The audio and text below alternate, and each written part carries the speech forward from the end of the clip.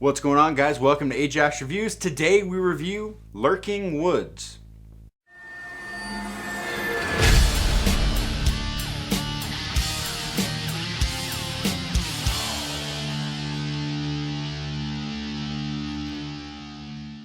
Directed by Rizal Halim. 6 friends head out to an isolated cabin where they encounter a masked intruder who has seemingly endless sinister intentions. This was another movie that I noticed while scrolling through Tubi. And I was like, hey man, most Australian horror films are pretty good. So I'm going to check this one out. So I wrote it down on my list of things to watch. And when I finally got around to watching it, well, here's what I thought of this. Make sure you take care of my car, alright? Sure, boss. So I'm a big fan of a lot of Australian horror movies. I'm a big fan of Wolf Creek, both the movies and the TV show, as well as the zombie post-apocalyptic flick Undead that was also Australian. So going into this, I had really high hopes for Lurking Woods.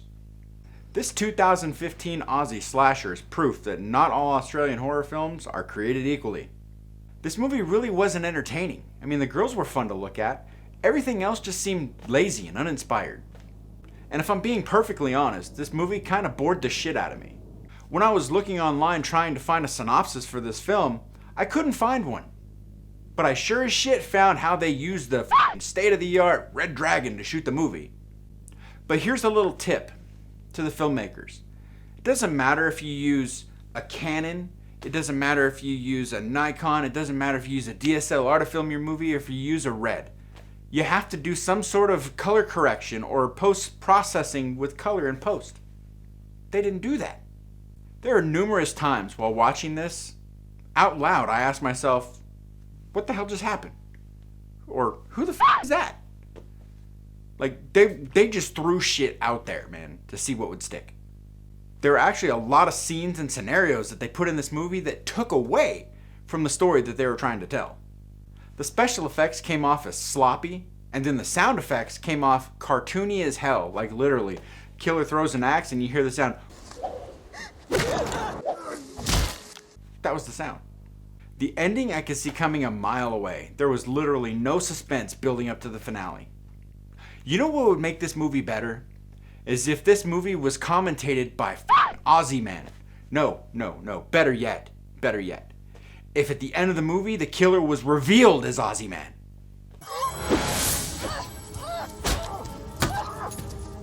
So what did I like about this movie? I liked the girls. I like looking at the girls. And the cool thing is, we did get to see some boobs in this movie, and it was the boobs we wanted to see. Really, that's it. I mean, there's really nothing at all good about this movie. When I said boobs just now, I was kind of reaching. So then what did I dislike about this movie? Well, did you guys see the mask? Holy fucking hell. What is that? What, like it's crooked and big and just, ugh. The sound effects, which, I mean, I could put them in the like spot because I like old cartoons, but in this case, they were fucking laughable, but not in a good way. Another thing I didn't like was the failed storytelling.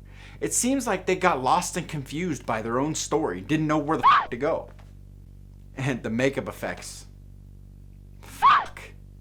Do I need to say any more about that?